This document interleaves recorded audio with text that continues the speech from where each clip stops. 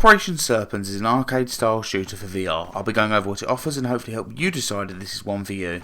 First off, there is a story and it follows an elite unit of soldiers completing a mission known as Operation Serpens. It's up to you and the rest of your team to eliminate various bosses of the Snakes organisation around the world. The story takes you to a lot of different locations, from offices to deserts and streets. There are 7 missions in total which will take you roughly an hour to complete, but you can alter the difficulty to give yourself more of a challenge to make it last a bit longer. The characters do have voices, which does mean you're not always reading dialogue, however the voices could be a lot better. The story wasn't too bad, but it was a little predictable. Gameplay wise, it reminds me of arcade light gun shooters. There is minimal movement besides on a couple of levels, and majority of the time you're just shooting at mass amounts of enemies and a boss. It's very simple to get the hang of and there is a tutorial, however let's go over everything. There are various weapons from pistols, shotguns and rifles, each having a plus and minus of use. I found the pistols and sniper rifles to be the most accurate, even pump action shotguns are pretty stable, but anything with a full auto mode was pretty inaccurate, so I did my best to try and avoid these. The shooting feels quite over the top at times, especially when using an assault rifle, as it just feels like I'm in an action movie with ridiculous recoil, and holding it with 2 hands didn't really stable it. Therefore this does mean you can dual wield pistols, shotguns and rifles if you want.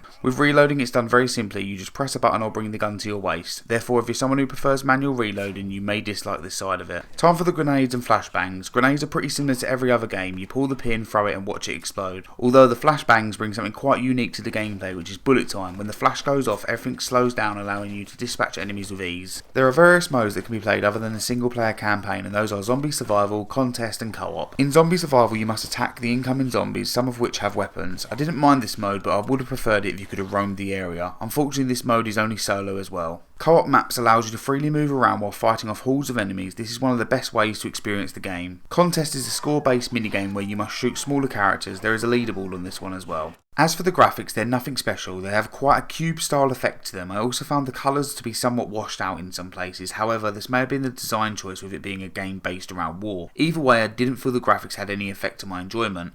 Now let's go over the settings. Fortunately this game does have all types of movement such as teleportation and full locomotion. There is also smooth and snap turning. I'm also happy to say the game can be played seated and works very well. Time for what I didn't like. Level 6 should have been wiped from the game entirely. I experienced so many issues alone with this one, from enemies spawning under the floor and awful AI companions. Personally this level was nearly enough to make me want to stop playing the game entirely. I wasn't a fan of the zombies mode either, as there is a lack of movement and no co-op. I also wish there was an option to place the pistol on your hip as opposed to your mouth. This is quite a short experience unless playing on a harder difficulty, so bear that in mind. Lastly, for all the trophy hunters out there is no platinum.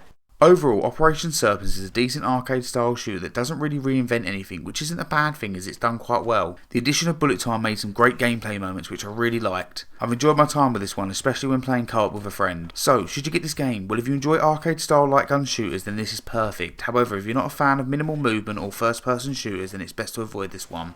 This concludes my review of Operation Serpens. If you've enjoyed this video then make sure to stick around, as I intend on covering all PSVR2 games, therefore you'll see the new releases as well as the old. Thanks for watching.